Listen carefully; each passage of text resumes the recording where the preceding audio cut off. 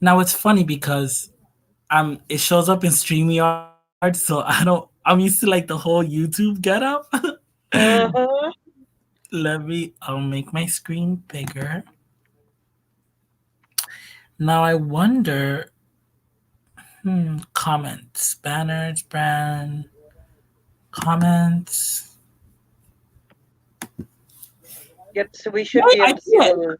I see Pat's comment. He says, "Howdy, Yep. hi." Hi. I wasn't sure if it was gonna work because I've always been invited through StreamYard. I've never had to like go live using StreamYard on YouTube and invite somebody. Hi Steven, hi Pat, hi Shauna. Yay! Yay. All right, cool. Hi sexy people. I look like crap. I need a haircut already. So hi Ben. So we decided to first of all, Mama's girl's not feeling good. She's under the weather. Let's send her some healing. Um, and so we decided to kind of add a little bit on the topic of initiation and dedication. We're not really gonna. We might talk a little bit of what initiation means for us and what dedication means for us. Again, in our paths, we are very eclectic. Um, I've been a solitary witch my entire witchy life since the age of 13. So, we all have our different beliefs and views on what we call initiation or dedication. Or, some people consider it the same thing, other people consider it two different things. That depends on your path, correct? So, hi, Correct. Deborah. Hi. I'm Hi, going to guys. look at. But also, Hexen and I are both incredibly eclectic, both solitary the entire time, and yet our paths are very different. So we're going to point that out repeatedly, Yes. that even though his path and mine on paper might look the same, they're not. And it's funny because our paths merge a lot. Like they intertwine. Like in some things we can be very similar in Hmm. the way that like it's crazy because like I like to think about it like I'm a pot with a whole bunch of stuff inside of it. Like just all kinds of Yes, beliefs and eclectic systems and means stuff. we have gathered from everything. I'm looking at that path and going, I want some of that, and some of Uh-huh. that, and some of that. And it's funny because um out of all the admins, Mama Squirrels admins, like me and Lillian, like we talk a lot, a lot, a lot. And like we get into like these hours topics of things. Like, and it's like we're so much alike, but and then it's like we're different also. Like it's just Yes. cool how our paths like they intertwine and then they're two separate different paths. And so what we wanted to talk about was about dedications, deities, and daily practice. And a bubbly cauldron, Deborah says. Yes, a bubbly cauldron. So hi Lady Blind Wolf. I'd talk more if I wasn't at work so much. Oh, Pat. Hi, Donnie Dragon. All right, so I'm gonna talk a little bit about what for me in my path what a dedication and initiation is.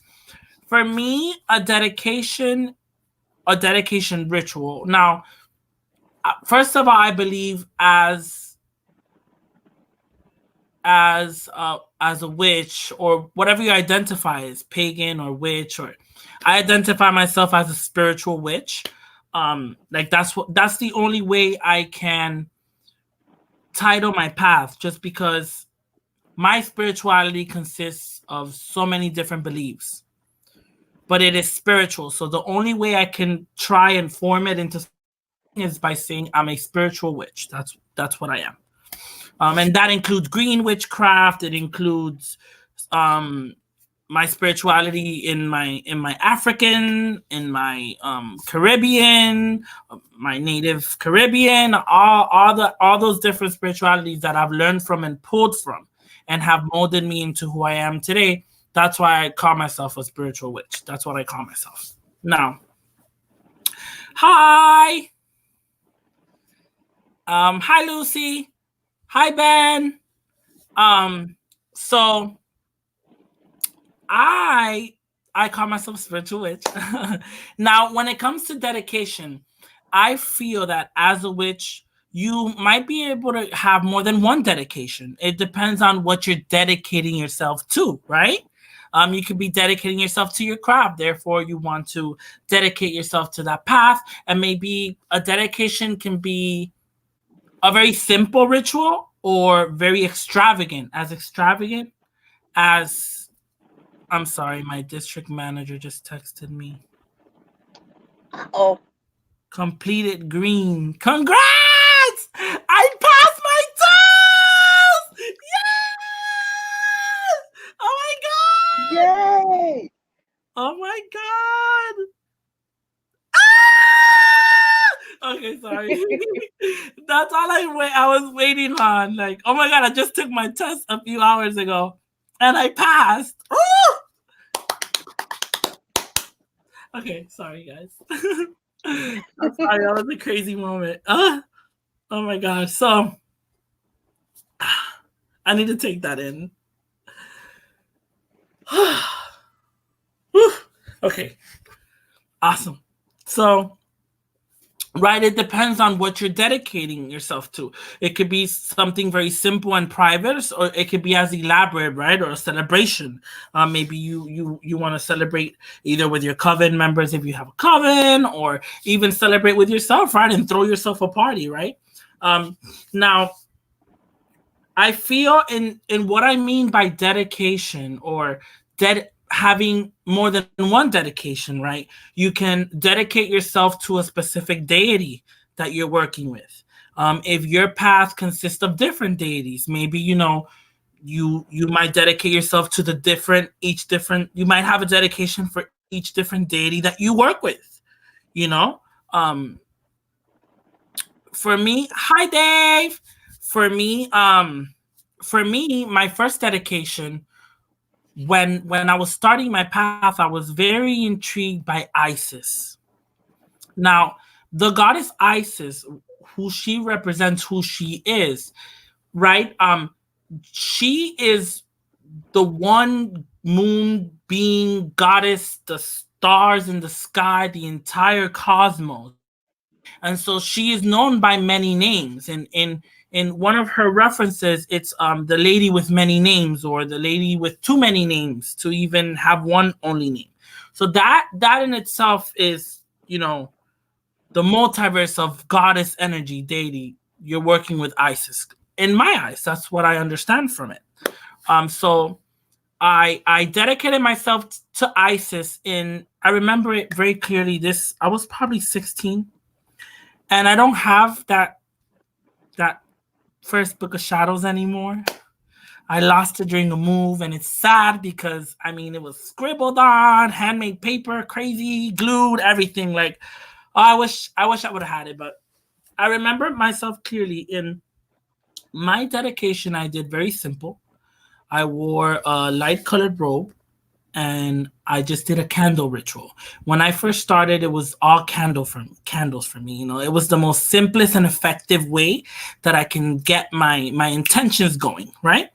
So, and prior to this, my in my path, um, I used to work a lot with the energy of Mary and a lot of white candles and things like that. So, I in my dedication to Isis, I didn't have a representation of Isis, so I used a representation of Mary, because to me, Mary still is, and in her right is a goddess herself. She is.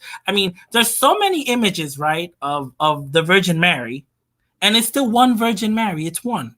And there's so many versions of her, and so many colors, so many outfits. And if you look for one thing that they always have in common, they have the moon at her feet. Most of the time, almost 99.9 of the times, the Virgin Mary has the moon on her feet. So what would she be if not the moon goddess herself? So I used this image of Mary, and my ritual was very simple. It was a dedication to my path and wanting to work with the feminine in my witchcraft. Um, the prayer, I had written it down. It was something more or less.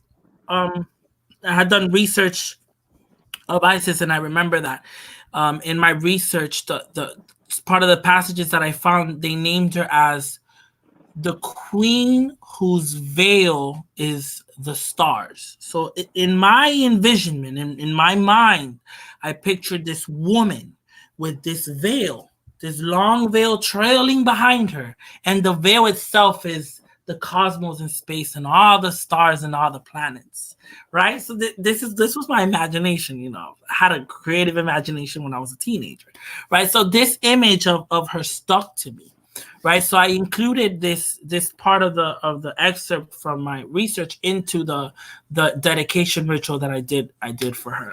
And I just lit my candles, I did a meditation, and I said my prayer to her, and I let it be known that I was interested in the path of magic. Now that to me was a dedication. I have done a second dedication in my path, but that was more of I wouldn't say call it an initiation, even though you could consider it an initiation because the way I went about it, I pricked my finger. I'm into a lot of ancestral magic also, and that's something that I work with.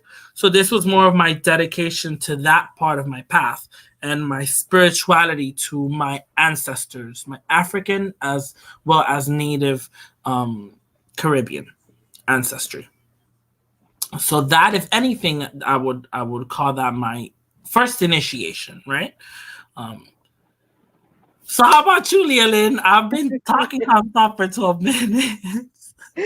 So my first dedication was to my path, my pagan and witchy path, because unlike you call yourself a spiritual witch. I call myself pagan witch. And You're so, also known as a Fey Witch. yes, I am.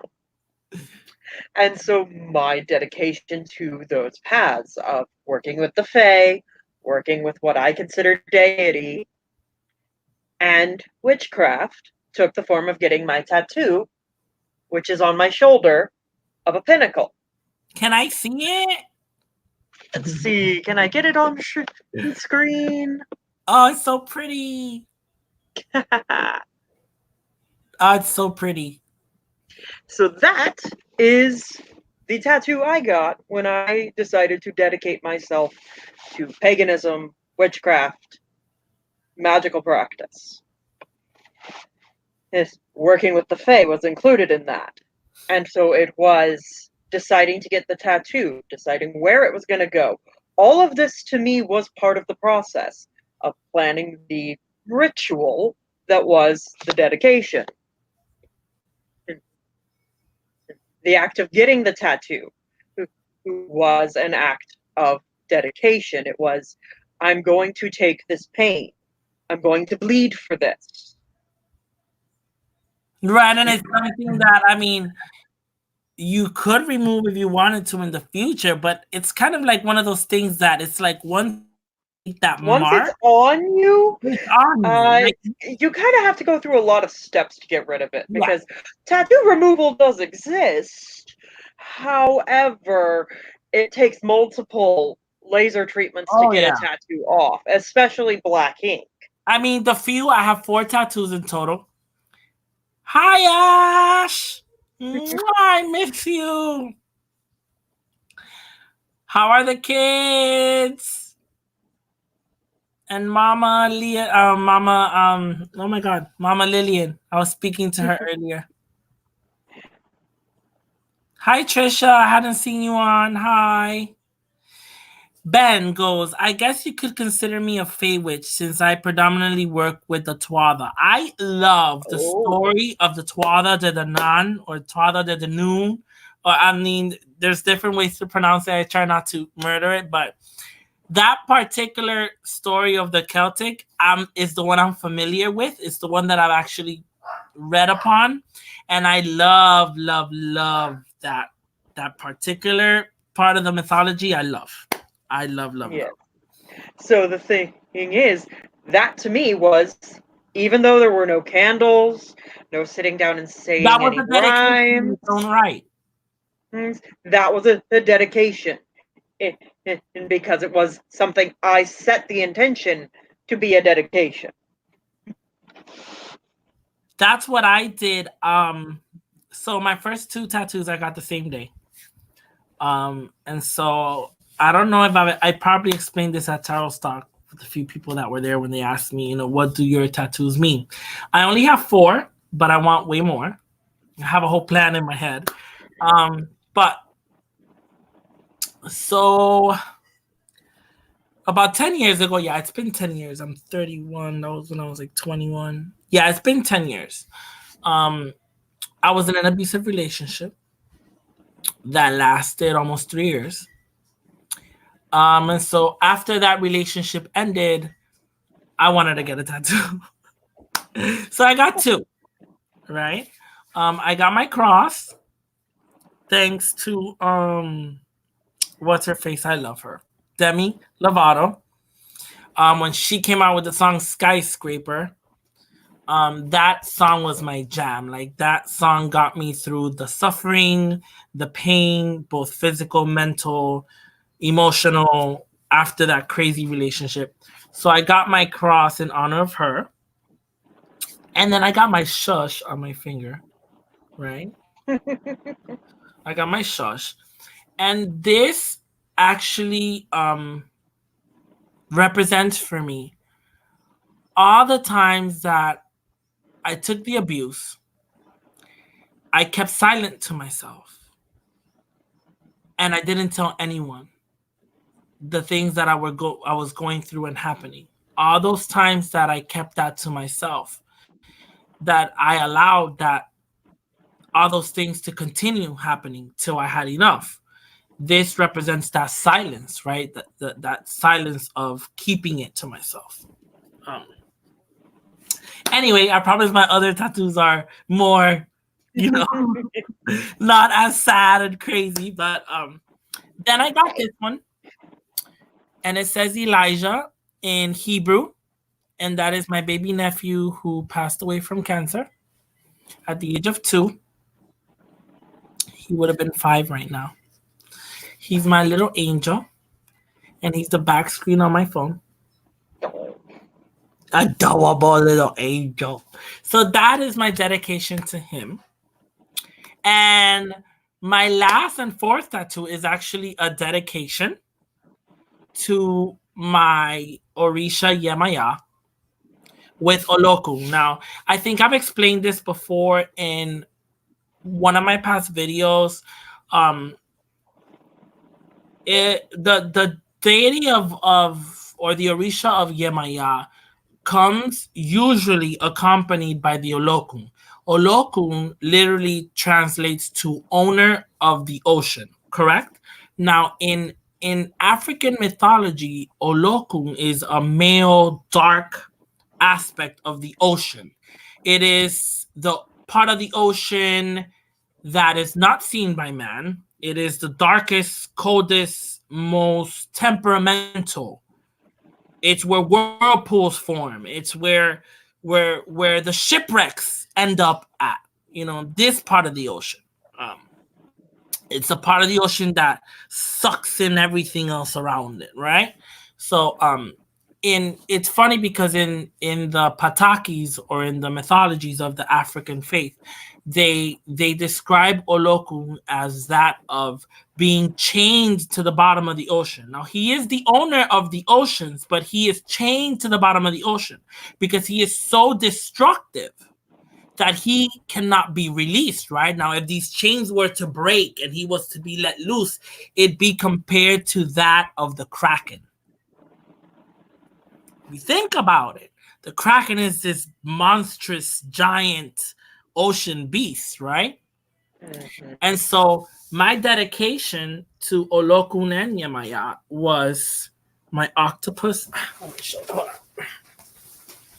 Now my octopus starts with, we have here like some coral, sea anemones and stuff like that. And then if you see it, he starts right here with his head.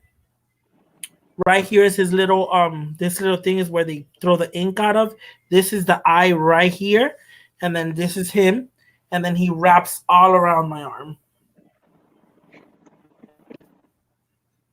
And That's so a it's cool funny because tattoo. I also have a tattoo that represents one of the deities that I work with. Hmm. Now And I that was also have lovely Bastet. He's gorgeous. I love your Bastet. Oh my god, she came I out so love Bastet. She's gorgeous. She's also a dedication tattoo because she's a dedication to my work with Bastet.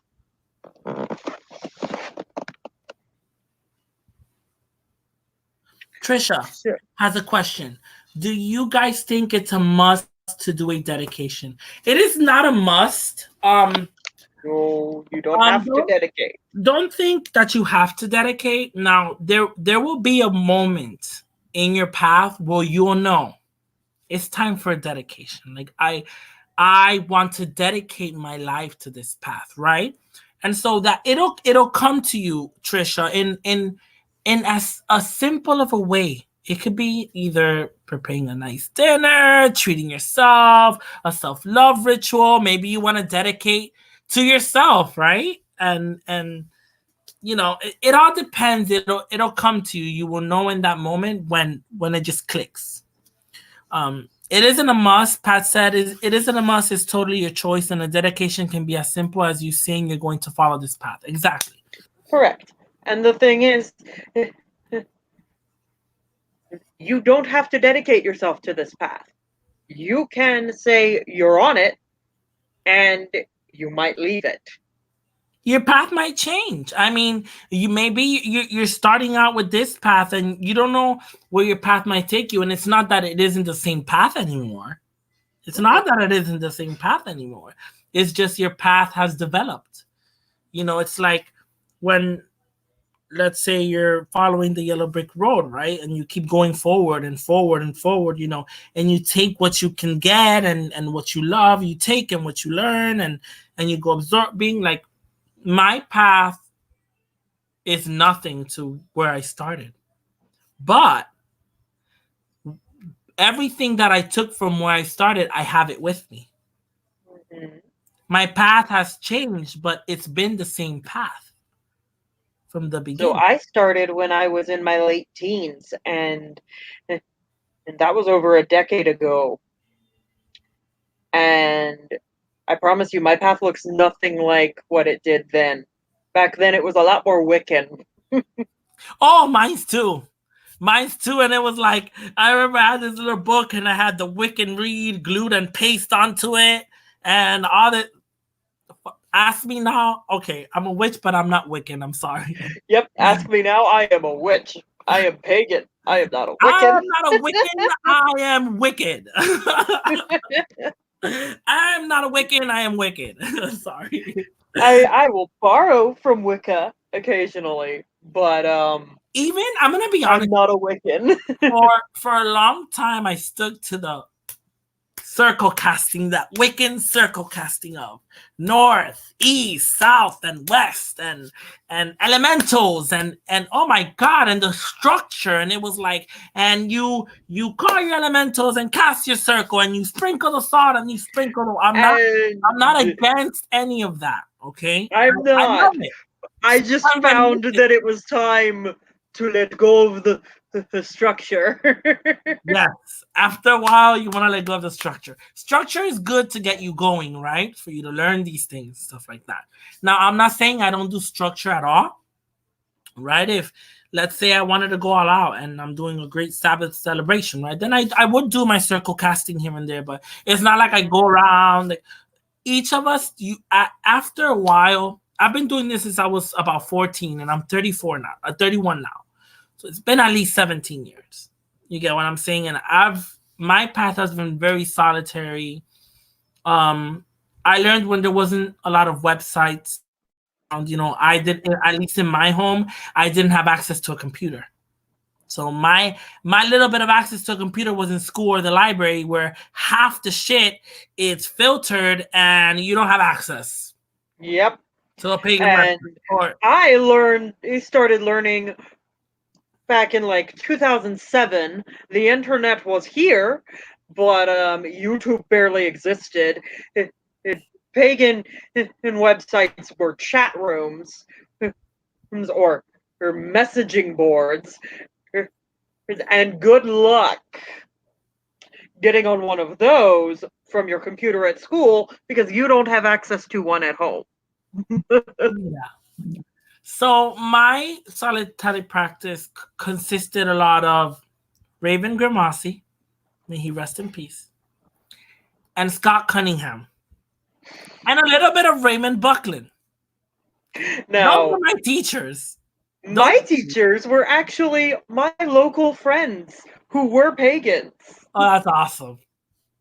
So, like, the person who is now my best friend in the entire world, the other half of my soul, well, she's the one who actually was my first sort of teacher, who would pull me out of my old belief system and into, hey, look at this, look at this, look at this, look at this, keep looking, come on. And until finally it's like, oh, click. And then she's like, hey, okay, you clicked, now come on, keep looking. Honey, Outlet Moon goes, you create your own structure. Definitely. After a while, it's like you know what works for you, you know what you're capable of, and in the end, I'm not saying structure is bad for you. It's good because it gets you going in the beginning. When you're starting, you need some structure, right? Because you're looking for something solid that you can hold on to, right? But once you're used to that structure, it's like you can take and put away what you need from it and what you don't need from it. Now, And Pat also said, I started before the internet was as widespread as it is today. 1996. Okay, yes, Pat, I was 7. 90s witch. Oh, witch in the 90s, though. That's very like Silver Raven Wolf days. Yes. Now I learned a lot from her too. Even though some people don't like her or whatever. Now, I did learn I don't care. quite a bit from like Cunningham. For me as a teenager, okay. Silver Raven Wolf did it for me as a teenager. Okay, I'm proud. I don't care what they say. No, I did learn from Silver Ravenwolf and Cunningham and all these other her pagan authors. I just did it later after I had already started. Her giant tome, the Next Generation. I think it's called the Next Generation Book of Shadows or something, and it's huge. Uh-huh. And you can still get it on Amazon for like 18 or 19 bucks. I mean, yes. It's literally an encyclopedia of everything Wiccan. Like, I'm going to say Wiccan because her path is very Wiccan. And it's like, if you want an encyclopedia on Wicca, get the book. I mean, yes, get the book. Hold on. I'm going to go get the book.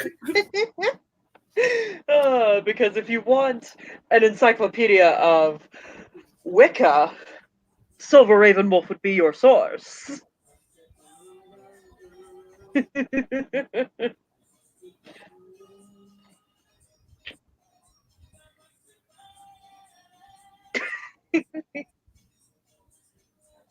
Yes, she had a place in my path too. And so did several of the other pagan Wiccan authors who Look at the size of this book. Yes, I know. I had it. And it's The Ultimate Book of Shadows for the New Generation, Solitary Witch by Silver Ravenwolf. This is literally an encyclopedia of every and any Wiccan topic. From the Wiccan, like, I mean, she has spell work. I mean, you guys want to get technical. I mean, you get each and every element. I mean, this was so complicated for me, guys. Invoking it's exactly encyclopedia I wanted when I was getting started. Invoking and banishing each and every single element in the circle. and each one has a different invoking and what's the other one called? Banishing. And invoking and banishing, and then it's each of them has a different pentagram where you start the pentagram in a different direction. And you have to move in the direction of invoking or Ha ha ha banishing. ha ha, then ha ha ha ha ha, and he. I was like, oh no, ma'am. Oh no, ma'am. No. But I mean, again, So much. I mean, it's a great. Oh. Don't get me wrong. I mean, she has amazing writing skills. First of all, she still writes up to this day.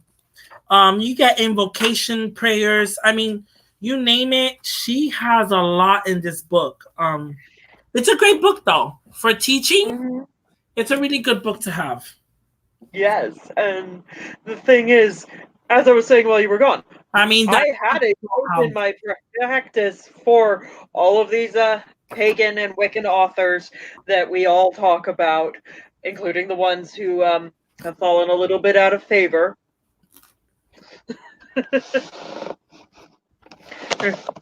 Or with a more modern view on things. psychometry, Reiki, runes, scrying, tarot, powwow, because she's known.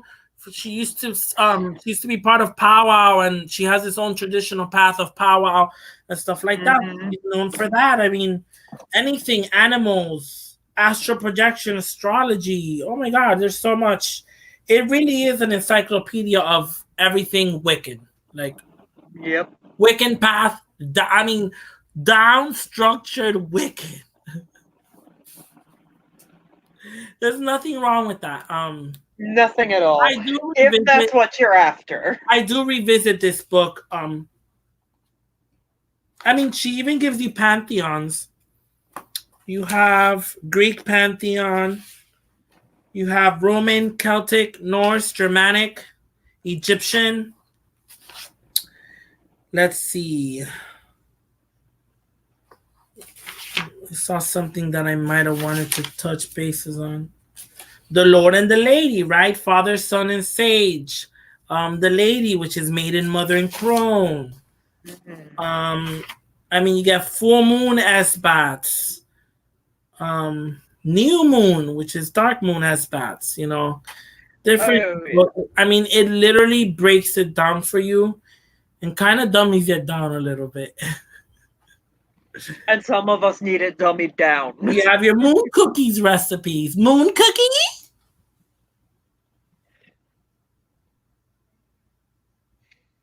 She even has a prayer to mix the cookies. You guys want to hear it?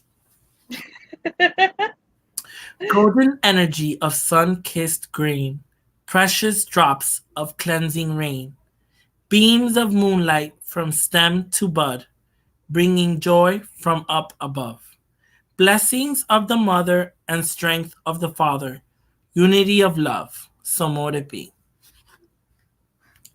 Yes, and then I remember ending every spell with "so mote it be." So mote it be. My will be done, so mote it be. I mean, don't get me wrong, I kind of poke fun at it, but I love it. You know, but like, I love it. Yeah. Because it's where I started. I mean, for me, and when I started, you guys, it was like, oh my God, I have to put good energy out there. Like, I can't get the law of three, like, to come after me. Like, no. Like, it comes back to and now we have, like, okay, you don't really use the law of three. Don't care. Like, karma, you're not fast enough. I'm sorry, Karma, but you're not coming back fast enough. I have to get to work. I have to get to work, right? And in that case, well, then, you know, I start hexing. Now it's funny, the word hexing also is very controversial. You know, some people consider hexing harming people, right? Hexing is harming. No. For me, I use a lot the word hexing in conjunction to defensive magic.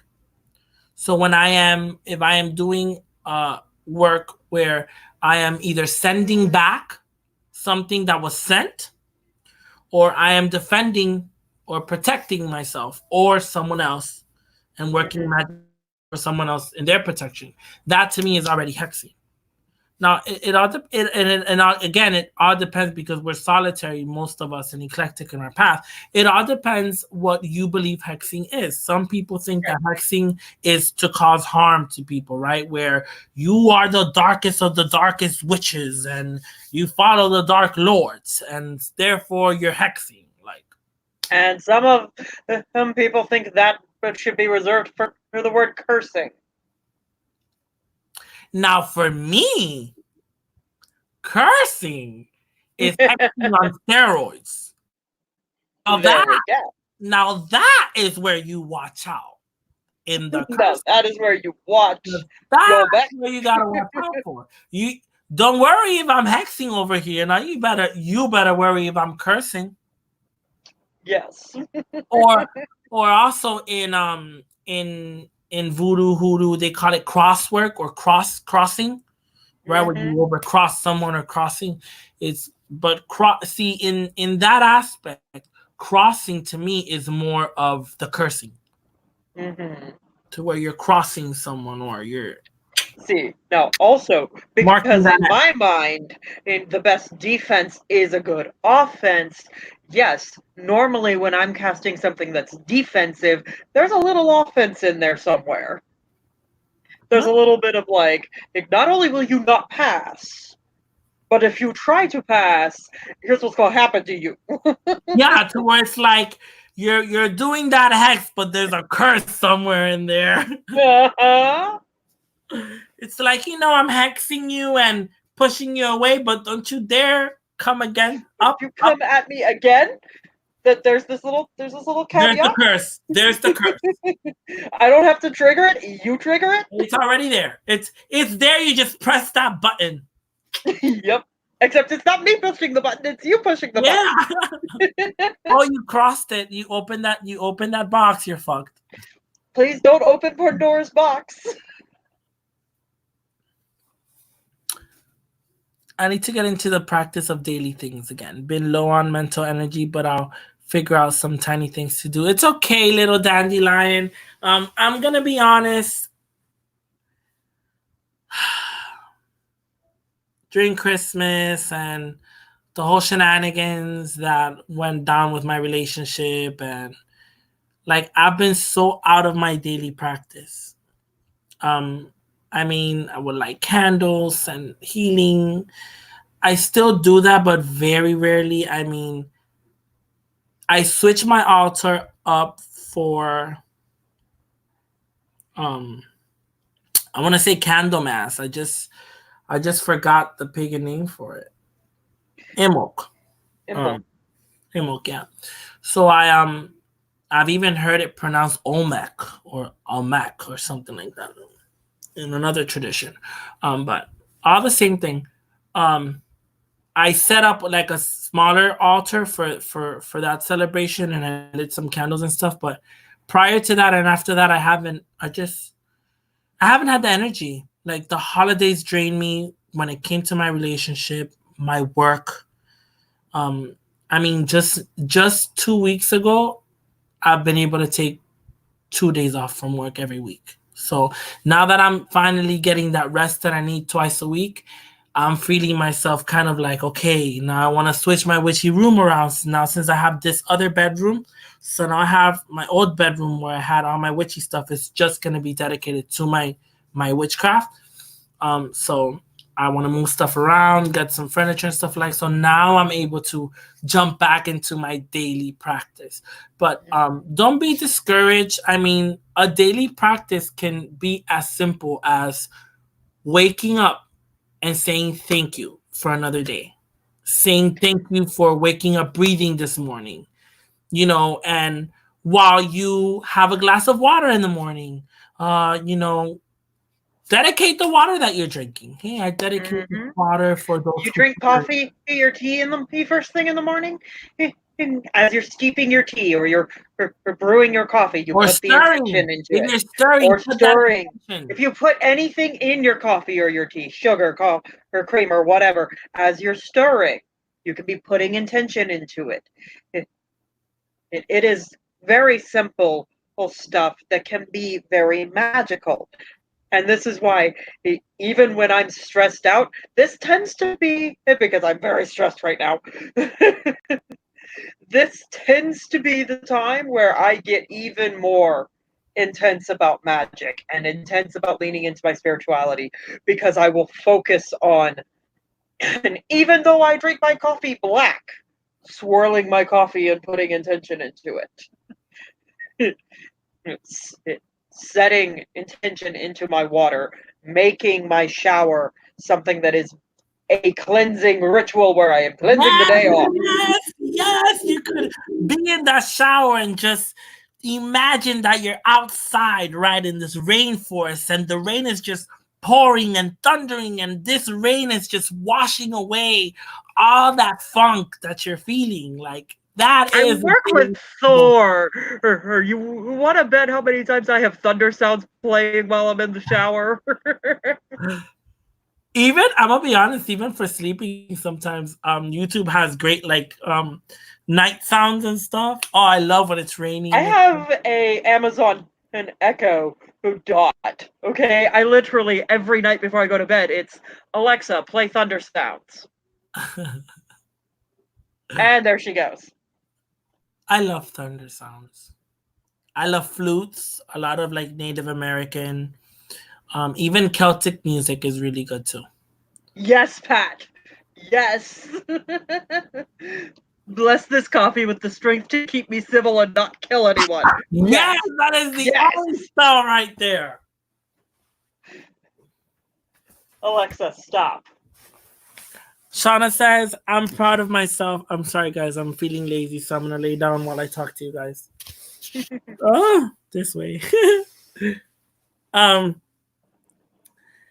proud of myself being almost 2 months of doing a daily practice routine.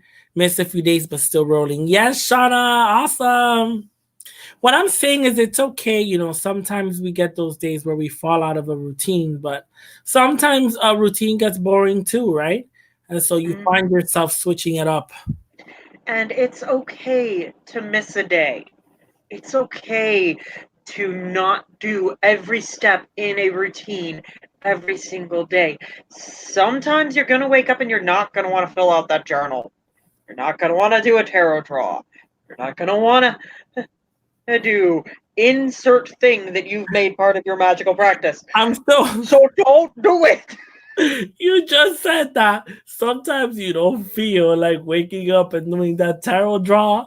I'm still sitting here waiting to do my yearly draw that I haven't done, and we're in mid-February. Good job, Hexen.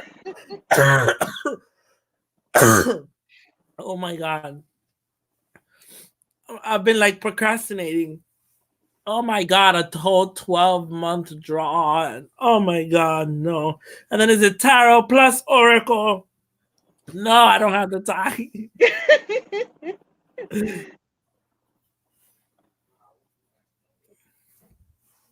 And yes, who's to say that when you close your eyes and imagine that you are standing in a waterfall that you aren't actually there? Absolutely. This is correct. That's what I have said 1,000 times. Your imagination is your greatest tool. And by the way, Harry Potter quote, just because it's in your mind, who says it isn't real? You're there. If you want to be there and if it works for you and you in your mind and you feel you're there, you are there. So, borrowing from Mama Squirrel, if it works for you, it works. Sometimes all I get done is sitting against a tree and soaking up the sun. And that is enough, Sonia. And that is a magical practice. This morning, I'm going to be honest, I woke up on the wrong side of bed. I was pissed off. I wasn't in the mood to go to work, and I had to do truck and everything and do a couple things before truck and setting up the front of the store for Valentine's. And my dad took me to work. That was a good thing. I didn't have to pay for a lift. And so my dad was smoking a cigarette. He put the windows down, and then we were passing through one of the streets, and the sun just came out and it was beaming. And all I did was put my head out the window and I just soaked up the sun. Like I needed Hmm. that energy for today. And it was an amazing start to my day, and I had a pretty decent day. And sometimes it's that I need to step out in a thunderstorm and just let the rain hit me.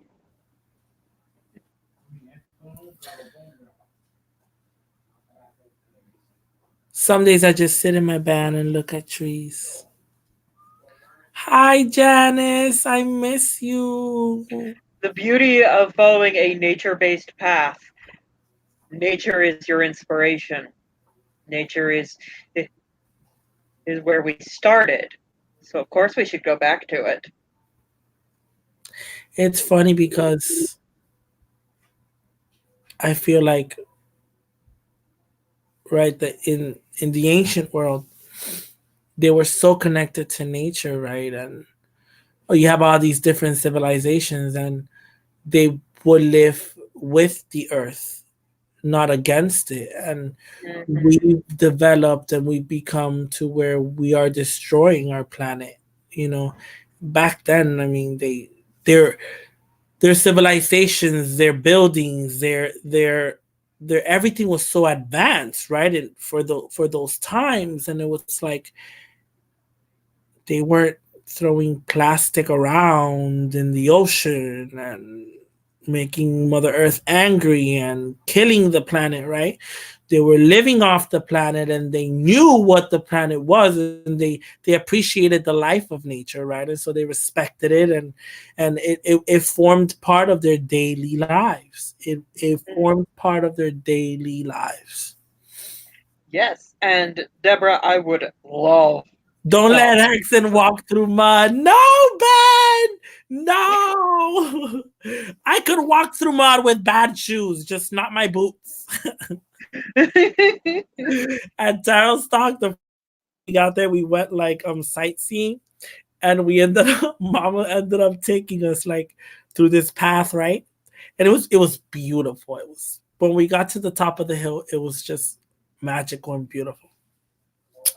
But the path through the thing, it had rained a couple of days prior, and Jen was telling us that there's a lot of people go take their horses through those trails, and it was just a mess, a muck of mud, and it was like we were trying to hold on to the trees in the side and crawling to get through. Some of us had we had staffs. That Mama Squirrel has a collection of tall staffs, right? And so we're there sticking the staff in the mud trying to get across. And This I was sounds like afraid my the whole kind of time. I was moment. like, my boots are just they're just a glop of mud. Versus I'm the one like I promise I would have been the one just like at the front of the pack to like Ben had flip flops, and I remember Ashley. She took her shoes off, and she was like, "Fuck it," and she just walked barefoot into the mud. oh no, I'm the one who like has combat boots, packs combat boots, wears combat boots. We're going hiking through the woods. I'm wearing boots. It was fun though. I can't wait for this year. Now I I just need can't to get wait. a job so I can afford to go. Well, if you can at least get there, that's all you really need. I'm gonna be honest. Like, Hmm. I mean, I took some extra money that I wanted to spend. You get what I'm saying? On like when we Yeah. went thrifting and stuff like that. But, you know, and if you could just make it there, like you wouldn't have to worry about anything else, girl. Like I got Mhm. you. Hello, like we're not gonna let you starve or anything. No. Like It's kind of why he agreed to go is because it's like, no, this group's not gonna leave you stranded on the side of the road. That was such a good time. It was. It was such a good time. That was the first day when I got there. We all went hiking. It was an amazing week. Like I remember, I did not want. Oh, and my best friend would have been like Ashley, shoes off. She's coming, right? Yes, she is. Okay. I'm thinking probably. What we could probably do is, I could probably like invest in a bigger tent, and Hmm. then we can room together. Like That could the work. tent that Gypsy had with Lillian and Ashley. It was like a 3 bedroom tent and it was huge. Um and it was really cool because then you can room, like Hmm. That would work. I hope I can make it. Transportation, parents, siblings, and animals are in the way.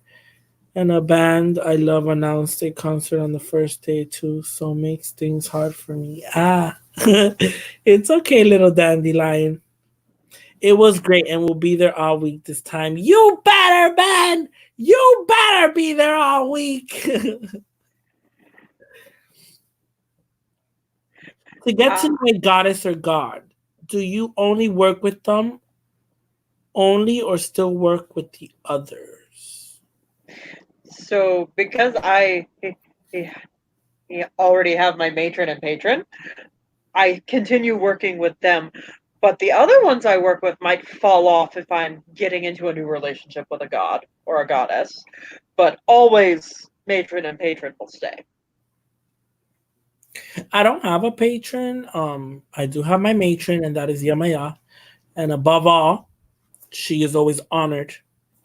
Um, Regardless if the working that I am working on is not specifically with her, I still honor her prior to my Mm-hmm. working because she empowers whatever working I'm working on, she empowers that. Therefore, I want her blessing in it. Now, to answer your question, you said to get to know a goddess or god, do you only work with them only or still work with the others? It depends. I mean, um, it depends if this is like a daily thing where you are getting to know this deity, correct? Right? Where well you're constantly, getting to know this deity and doing your research and stuff like that. It's okay to fall off of other deities you work with. You get what I'm saying? Like lately, I've been working with Hecate. I've only been working with Hecate. I would say it's been a year now, but I recently got my statue for this year Christmas. Because I had things to represent Hecate, and I was using another statue to represent her, but I did not feel it was right yet for me to get her that statue and make that extra step of, okay, I'm committing to working with you as one of my deities, that I will constantly still be working with, So when I decided to take that step, I got her statue, and then my sister for Christmas got me a beautiful handmade book of shadows or journal, um, dedicated to Hecate that I found on Etsy. And so I've been working with that, but I still haven't even. I've added stuff to the journal here and there, but I still haven't started writing in it or anything like that. Yep. It's because I've been on this damn funk that hasn't stopped since the damn holidays. It's like when it's not one thing one day, like what's next? And then for me, it's like if I get into a new relationship with a deity, yeah, the others might fall away. Like the deities that are not either Hecate or Thor might fall away. But Hecate and Thor are always going to be around because matron and patron don't go anywhere, and they might pitch a bit of a fit. Mine is Persephone and Hades. I'm finding a connection with. Yes, Lene. Yes, yes, Yes. yes. Uh, Amazing. I love the story of Persephone and Hades. And actually, when I started working with Hecate last year spring, well, after the new year, I started working with Hecate Samhain of 2018. That's when around the time we all met. uh-huh. And then the following spring, that's when I got into learning about Persephone. and Mhm. I also learned a little bit of Demeter, right? And so then that's when I started learning about that trio where you have Persephone, Demeter, and Hecate, and so that got me more into Hecate and into the story of Persephone and Hades. And I love it. It's a very, very So beautiful actually, story. Persephone and Hades are two of the deities that, like, if I'm getting into a new relationship, they will fall off and be like, okay, make room for this new guy, and then they'll come back. Spring will come, and Persephone will be over here like, hi, can I have your attention for a second? Or I will find myself needing structure and needing something to lean on, something that feels solid, and then find myself running to Hades It's because funny he's because good at structure and rules, I and we really feel sometimes we that need those. I feel in the mythology, like in some mythologies and some story, I feel like they really over exaggerate it. Like the whole story of Hades and Persephone and him kidnapping her against her will and whatever. I mean, she she decided to stay with him. I mean, she must have found some type of beauty in the underworld, right? Where Mhm. she said, "Okay, well then I'll marry you and I'll be with you 6 months in the underworld, and then I'll come back home for 6 months, and that's how it's gonna be." And he accepted, and you have Hecate in between, where Hecate is her partner in where she returns her to the underworld and brings her back every Yeah. spring. And so for the time being of Persephone being in the underworld, I like to think that Hecate is also in the underworld. She is like her companion. She is like her Mhm. midwife, right? You would think. And she's her companion in the underworld and brings her back in the spring, and yet Hecate can always come back and forth as many times as she pleases because Zeus gave her dominion over the earth, the sky, and the seas. Mhm. Now, the reason why, Leolyn, Uh-oh. what'd you do? I Oh, you didn't do anything. My computer was being stupid. so then. Oh, you work with Hades. I'm interested in this. I've worked with Hades energy before. I don't particularly just like say, hey, I work with Hades and he's a deity I work with. But when I do work with Persephone, it entails honoring Hades as well. When you, this is the way I see it, right? If I am working with Persephone, I feel that the most thing that I can do out of respect is honor Hades. When I call upon Persephone, I call upon Hades. And Now, I for ask, me, I actually work directly with Hades. you work with Hades. I know you work directly with Hades. Yes. When I work with Persephone, I work with Hades. I've never worked with Hades outside of working with Persephone. That's what I'm trying to say. I'm Yeah. not saying that I never will. I just don't have a patron deity that I've dedicated myself to. I've Mhm. worked with the Green Man. I've worked with Lug. I've worked with the Horned One. I've worked with Kernunos, Green Man. But it's not the same as working with Hecate, working with Yamaya. You get what I'm saying? Um, Yep. it's something I've struggled with in my Wiccan. Oh my god, in my witchcraft path, where I find it hard to connect to a male energy and say, okay, I represent you in every aspect. It's hard for me because for so long, growing up Catholic and stuff like that, we're stuck in the whole God, God, God, male, Mhm. male, male, male. That when I discovered my witchcraft path, I wanted to rip so much off of that and just immerse myself in the goddess. It took me years, over a decade, to find my patron. partially because I came from a Christian background that was so heavily God is male, God is a male, God is your father, and he's mad at you. And yeah, it took me a very long time to be okay with connecting something that was divine and male. I'm going to try. I've been tight on money. My AC broke. I'm throwing 500 out tomorrow. I had to get a car, but if I don't go use my tent, just don't break it. I want to break your tent. We would not break your tent. I wouldn't break your tent. You better go. Just like But when I work with Suze, I will also, out of respect, call on Hera. yes, Also, I mean, it's not that I feel obligated. You know, if I call upon Persephone, then I feel it's not like an obligation or me having to go out of my way to honor Hades.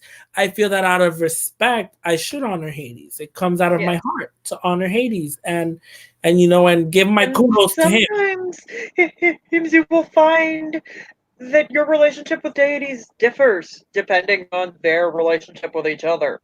So Hera and Zeus, Hera might like it more if you recognize her alongside Zeus, versus Zeus might be like, No, I'm supreme ruler. right. But that's only my perception. He'd be like, she's the one that gets cheated on. Poor Hera. I'm sorry. I'm sorry, goddess. I didn't mean it. Now she's a little sneaky too, though. I'll tell you one thing: don't ever put Medusa and Hera on the same altar. Oh hell no! No, wait, was it Athena? Was it Hera? No, it's Athena. It's Athena. Medusa and Athena. It's Athena who cursed her. And for nothing, that story's sad. I still get resentment towards Athena for cursing Medusa.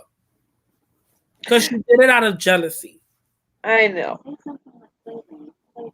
Alexa, stop. There's my sleep sounds trying to go off. I work with Odin, and he's essentially told me I am to work with Freya. Yes, because Odin is known for wanting to honor his queen. Even if... Also, something I've noticed about Norse mythology, they tend to be polyamorous, they just tend to be actually polyamorous and not cheating. Like, they tend to have their affairs, but they tend to be more polyamorous relationships because it's like Freya is aware that Odin has slept with other people. Yeah, like he doesn't do it behind her back. It's kind of like, oh. Yes. Also, Thor has 3 kids. And depending on the version of the Eddas that you read, they've come from either 2 or 3 different mothers, only one of which is Sif. I think I've read in other mythologies where all 3 of them are from 3 different mothers, right? But the thing is, he has like 3 different kids, and only one of them is Sif's. And Sif is fine with this in the mythology. Love you too, Ash. Good night. And this is something I have noticed because I end up studying Greek mythology and Norse next to each other. Now, is there any deities in the North pantheon that you've worked with that you cannot work with at the same time, to where they're... I haven't actually found any, because even Thor and Loki get along fine. On the same altar. Or they will share space. They just don't tend to want to be in the same working. Loki has 3 kids, and from at least 2. One, he has the female who carried the baby. Yes. Oh god, the legend of Loki giving birth to Sleipnir. He is the 8-legged horse that Odin rides. And he's Loki's kid. Oh my god. Even men can get pregnant in Norse mythology, damn it! Yeah! Loki can definitely get pregnant. Loki is... He's changed his gender a few times. I have to dedicate myself to Loki if I wanna if I wanna have kids.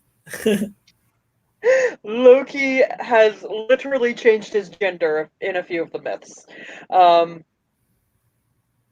So wait, including is he more of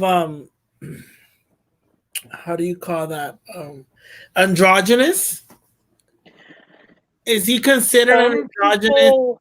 deity, or it's just Some people actually do consider him to be a, a androgynous or, or sort of eh, a multi-gendered deity. so he goes and he switches and changes as he pleases? He can, yeah.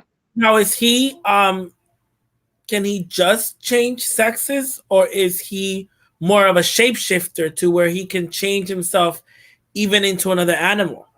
He's a shapeshifter because in the story where he gives birth to the horse, he was in the form of a female mare, a female horse. Wow. So he's a He turned into a female shapeshifter. horse in order to He's a lure a male horse shapeshifter away. and a gender shifter. Yeah, because in that story, he changed into a female horse in order to lure a male horse away from where the other gods needed to do what they were doing. Oh my gosh, Loki. Loki is a shapeshifter in every single way.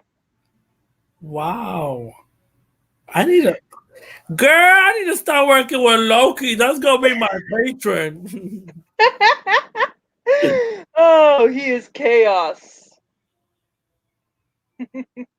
It's funny though because in some like it's funny because when I every time we talk about Thor and Loki, a lot of people always like to think of him as the evil brother, No, as the whole Cain and Abel thing. But when you learn the stories about Loki and stuff, like he's not necessarily evil.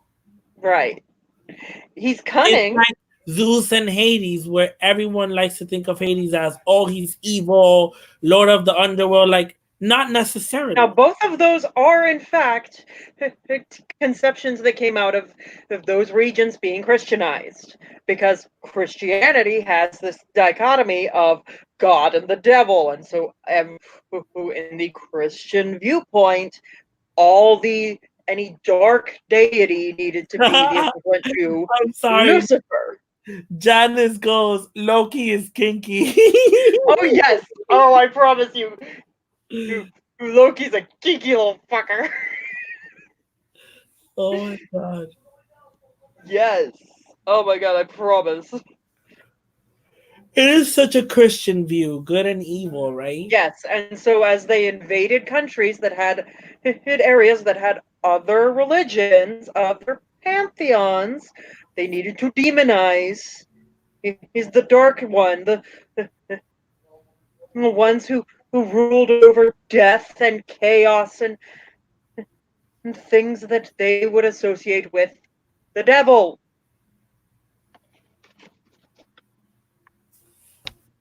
Where's my phone? I need to check on my district manager because he told me he was gonna do a night visit. And see, the thing is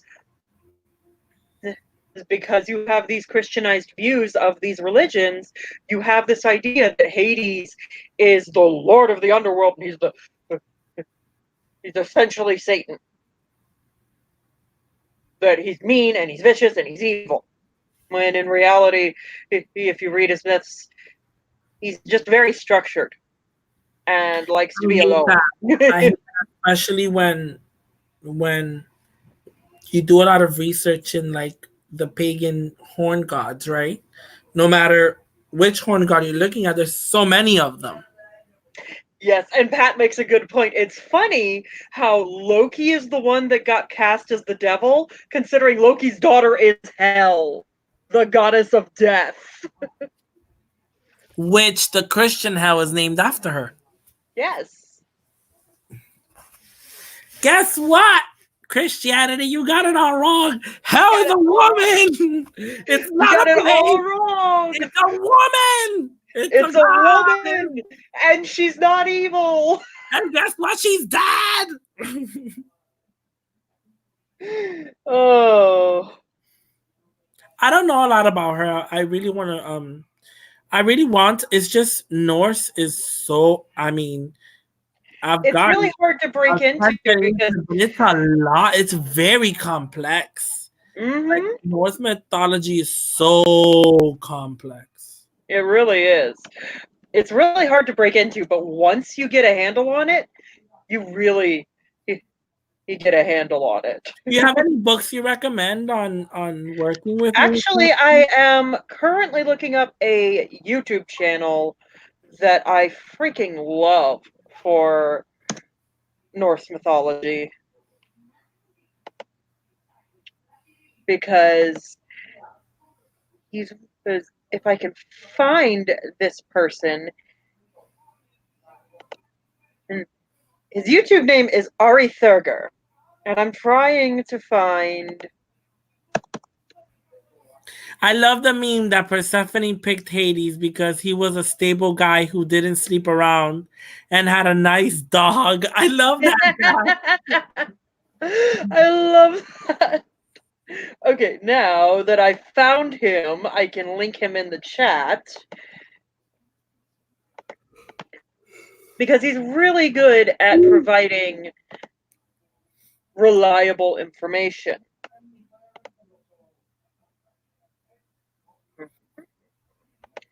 Now, let's go over here, put him in the chat. There we are. I don't want to hear my own voice. Shush, YouTube.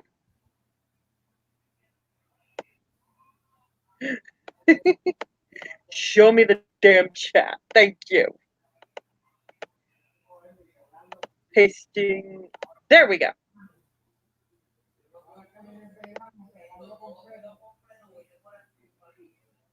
Give me 1 second.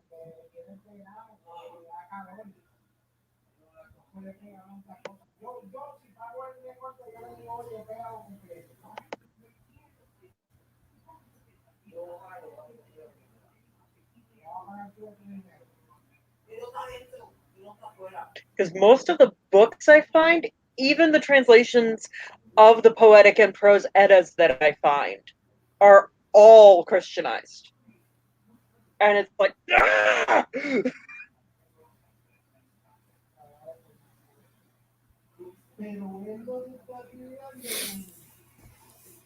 It's incredibly frustrating trying to find good content relating to Norse mythology because finding a book on Norse mythology, finding anything on Norse mythology I would that can. think I would think it would have to be like an old fairy tales of Norse mythology, like maybe like an old Mm-hmm. encyclopedia that one of the that tells one of the oldest forms, maybe in the language of written in the language of because a lot of I try to get as close to Old English or even in, in languages out of the area that Norse mythology comes out of as I can because it becomes such a serious problem to find these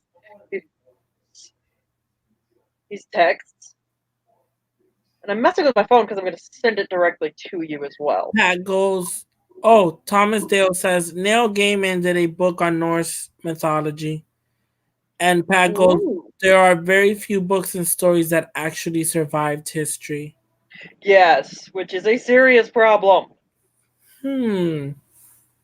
Let me get on Amazon. Guys, I'm sorry. I look for everything on Amazon before anywhere else. Don't judge me. Sending to you on Messenger so you can have the YouTube channel that I am freaking addicted to. Ooh, Viking with Under. Arith Harger. Mm-hmm. He looks like a handsome Viking. He does look Yeah. like a handsome Viking. Oh, Jackson Crawford. he could strike me with his thunder hammer shit. Woo! He is. Sorry, guys. Now I'm getting kinky like Loki. Hey, there's a reason I work with Jackson him. Crawford, the Wanderers have them all. Ooh, looking. Let's see.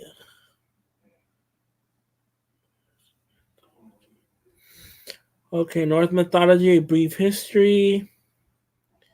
Neil Gaiman shows up. Because Mythology, Timeless Tales of Gods and Heroes, 75th anniversary. Eddie Hamilton. Tales of Norse Mythology, Helen A. Gruber, it's Barnes and Noble. Hexen, look up that name on YouTube. The she sounds very Norse. Dialaris Book of Norse Mythology.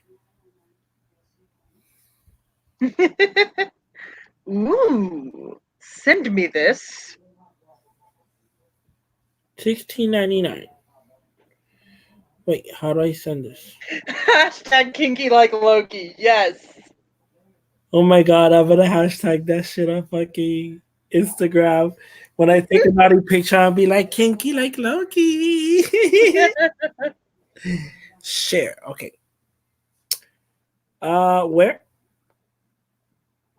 What the hell? Haha, look at.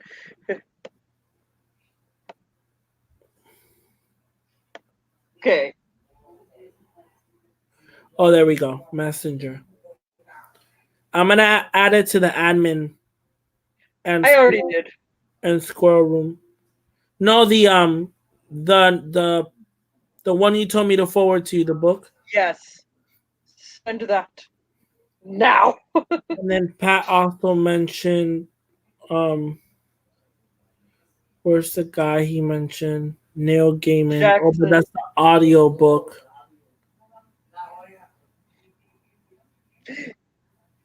There's a lot on there's a lot in the on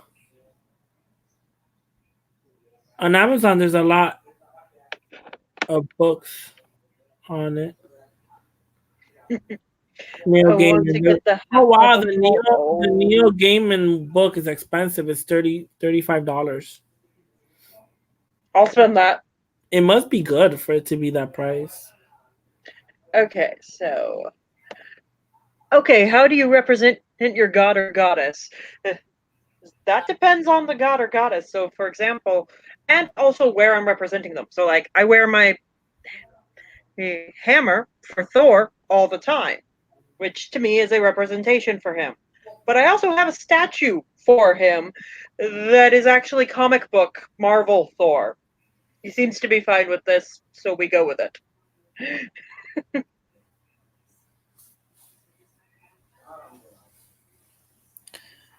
There is also the Kalevala in original Finnish, and you can get translations too. Yay! Thank you, Pat. I have one Egyptian goddess Bast, Native American Great Spirit. Oh, Johnny. I just sent the Wanderers have them all in admin chat for y'all. Because now I need this. Oh my god, an hour and 20 minutes. Yes, we have been on for quite a while. We've been just chatting away. Yes. This is what we do. Ooh, any Norse now I just got curious. Norse themed tarot decks that are any good? Oh, I don't know. Now I need to find some. Norse themed. I'm sorry guys, I've been like becoming the only tarot slut.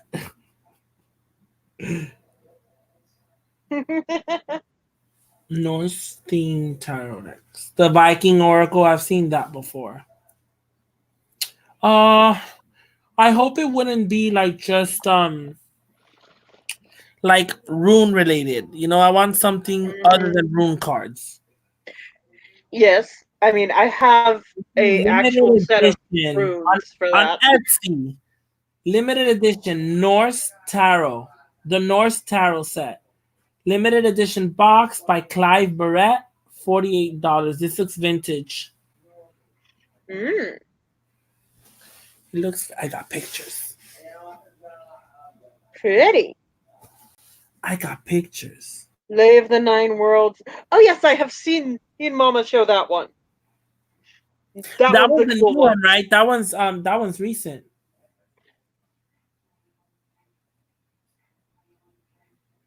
I like it. It has borders. Hmm. Of course, those ugly white borders. Oh, what do creators? Oh my God, why? It should be illegal to have white borders in tarot decks. No white borders. You could have a border, just no what. Oh my Just God, it's not weird for some white tarot. bulky ones. Like, okay, can you please explain to me? Okay, all right, let's just try and go back. Okay, now I want the Viking Oracle. Like, okay, do you not think they could have at least not put the white border and left the decorated border? Like, what's the point of the white border?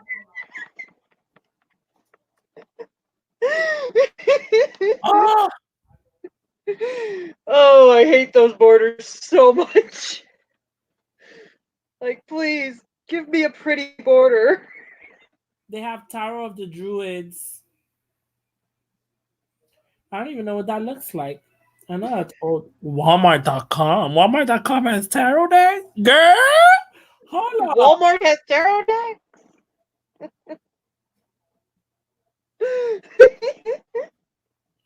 Oh, it's a majors only.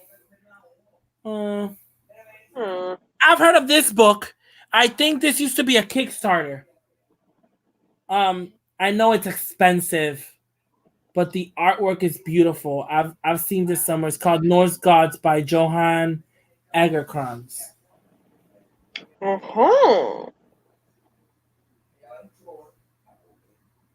Now I know this is a very good book, and it's recent. This just came out last year. I think it's $40, but And this is where I am fine with paganism and witchcraft getting more or into the mainstream because as my things get cheaper and easier to find, so long as we're not, cheapening the product on the way. I don't. I'm gonna be honest. I don't. When it comes to I have a problem with statues and tools. Because I can, especially being a thrifter, I've found so many things that you don't have to spend money on. You get what I'm saying? Like heavy Hmm. money on, unless you really want to. Like my Gaia statue that I got the previous year, I really wanted that. The Hmm. Millennial guy, I love that statue. I went with the smaller of both Hecate statues. I went with the smaller one, so I really wanted the Hecate statue, so I got it. But like I wouldn't mind spending the money on a good encyclopedia or a good book. If I'm gonna get what I need out of it, yes, you get what I'm saying. Hmm.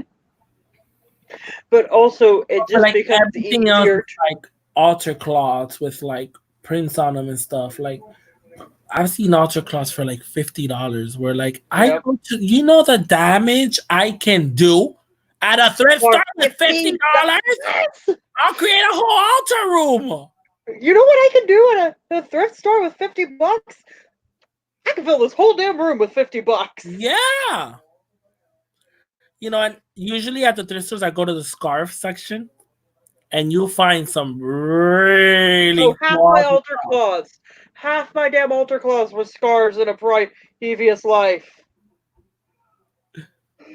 And now they are altar cloths, and they are covered in wax and burn marks and ash permanently.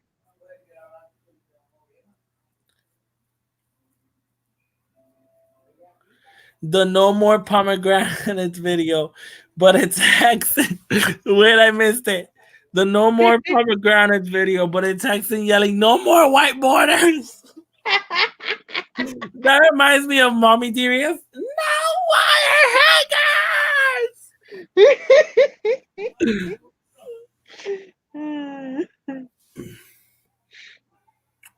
I got my outer cloth on Amazon, $20. Came with a taro bag and great quality. I know, I saw that, Pat. It's awesome. You got a taro bag with it too. But yes, his little dandelion, being discreet, it's easier sometimes to buy something that doesn't look overtly pagan or witchy. Also, they make good taro cloths too. I have a couple of scarves that I use as my taro cloths when I'm reading. Yep. I just wish my tarot deck would fit in it.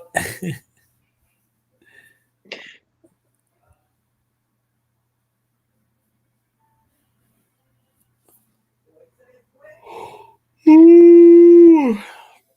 Yep. Sleep is kicking in. I mean, it is 10 o'clock at night. Do we have any questions, guys? I feel, Leolyn, that this has to be continued because there's a lot in this topic that we can continue talking about. You know what I mean? Yep. Even when it comes to daily practices and deities and stuff like that. Like Yep. we haven't even touched on working with Hecate, and I know you work with Hecate, and it's the same deity, but our practices are totally different.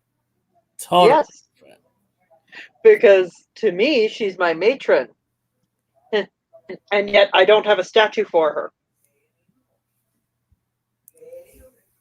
What do you use to represent her on your altar? I actually have a cover, a skull, or I have they're called Funko Pops, but they are these little figurines. And I have one that is Poison Ivy from DC, Comics. And that represents Hecate. That's awesome. It was funny. I was searching information on Hecate that I hadn't known before, and I came across this story of her having 3 horses, a white one, a black one, and a red one, or something like that. She's also known to have 3 dogs. So But this is the figurine that I use on my altar for Hecate. That's awesome. I love it.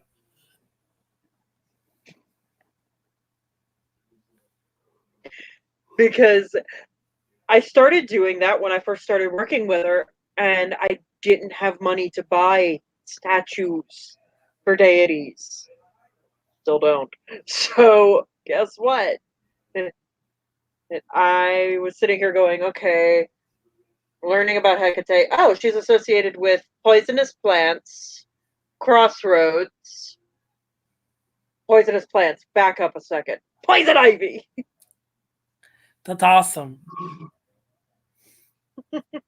That's true. She is associated with the darker plants, right? The deadly plants, the poisonous ones. Belladonna is one of the plants. Aconite, wolfsbane, very, very similar herbs. Most cases is the same herb, different names for them. So she is associated with polecats. She's known to have 3 dogs or 3 horses that accompany her. She's associated with poisonous plants. It's like belladonna and others. She's associated with crossroads, the underworld. I always thought that she had a lot to do with Hades' 3-headed dog. I feel like, I don't know, like, I feel like it's incomplete. Where I feel maybe Hades and Hecate are related. I think that, well, technically, considering she's the daughter of a Titan, yeah, they are related. That's right. That's why she has dominion over the earth, sky, and sea because she existed prior to the Titans, or she witnessed right the creation of the world when the Titans were being She's created. older. She's as old or older Then than the Titans, the Olympian gods. the Not Olympian, not all of the Titans, the but Olympian. the Olympian gods. It's other than, of course, Hades, Zeus, and Poseidon, the three that were given dominion over the three big sections. But she's older than those three. And if you think about it, she rules all three over Hades, Poseidon, and Zeus. It's like she can walk in between all of them as she pleases without having to bow down to any of them. When I think I read that once too, where Zeus, out of respect or out of the respect he had for her, he's like, I have to allow you and give you dominion over the sky, earth, and sea because it's like I cannot not do that for you. So, Little Dandelion, yes, I love working pop culture in with real, more traditional deities because you can really get into what makes that character connect to that deity for you. Hi, Dana. Hi. So, yes, for Poison Ivy, she's this seductive, powerful, sexy, confident woman who controls poisonous plants. I see a very direct connection to Hecate. But there are other pop. Put what for real? I didn't know she's that old. Actually, Tar Apple. I think I have a book on Hecate. I haven't finished reading, but in the book it mentions Hecate actually predates Greek mythology. And yes, you are correct. Hades, Poseidon, and Zeus's father was Cronus, and Cronus is a Titan.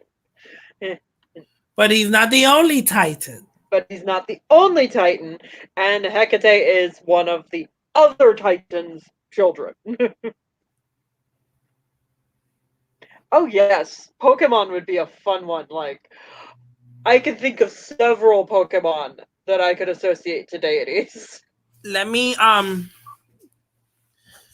see if I can put it up on my Amazon so I don't have to go to the other room and get it again. Where's Amazon? Amazon, where are you? Amazon, Amazon, where are you? Amazon. Oh, I love that cartoon. And yes, oh my god, she's very much which one I would associate with Hecate. Okay, the one that I have is a study of the rituals, magic, and symbols of the torch-bearing triple goddess of the crossroads. It's called Hecate Liminal Rites.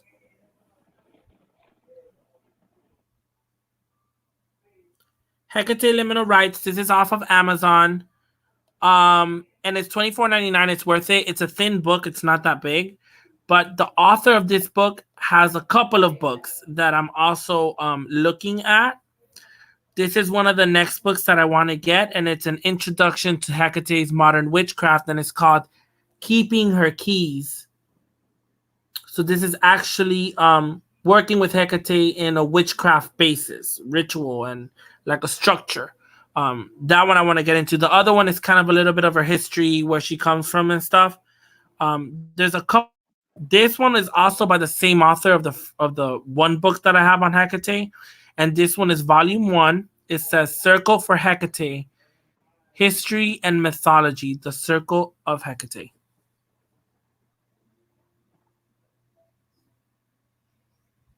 So I want to get this one also because it goes into history. And this author, she mentions in the book that I have about how she predates Greek. Where she also mentions where Hecate was also worshipped.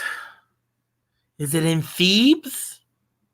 Somewhere in the ancient world. I mean, her somewhere in the Middle East. I want to say Thebes or um in the old days what Arabia used to be, or something like that. Around there, Hecate was worshipped there also. Like not just in Greece. Right. And She then the other thing is that, reached. She went all the way up to Greece, because her followers. But so yes, as far as the associating pop culture to deity, absolutely you can associate characters from your favorite pop culture or anything. Like, I mean, there are people who will do this with their favorite musicians, characters from TV shows and movies, everything. And considering the way that we sort of mystify pop stars these days, oh yes. ooh, Dana says also check out Book Outlet. If you have the titles of the books, you can look them up and find stuff on there. A lot of times, tarot books, everything. Ooh, Mm-hmm. Dana! Oh Yes. my Oh my god, I god, love Book Outlet. It's so I've good. never heard of Book Outlet. Oh It's my so god. good. Oh no, I get paid tomorrow. You guys are gonna. Oh my god, I gotta treat myself for Valentine's. Sorry, the Chaconi Tarot wasn't enough.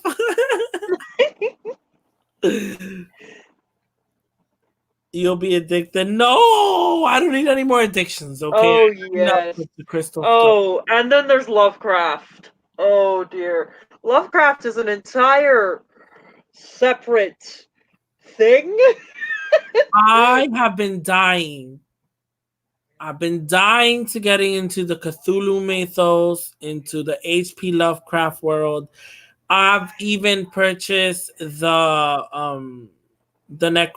Necronomicon tarot, but I don't have the Necronomicon book or anything like that. And I've been I wanting to put actually some money. have the Necronomicon.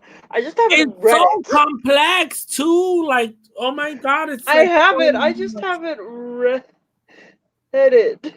It's very complex, and like, I mean, I feel that to read the Necronomicon first, I have to study H.P. Lovecraft. I have to study the Cthulhu mythos. I have to study all his previous works in order to then get into the what consists of the Necronomicon.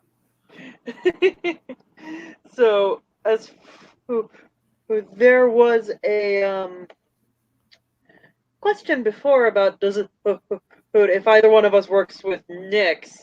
Nope, never worked with that one.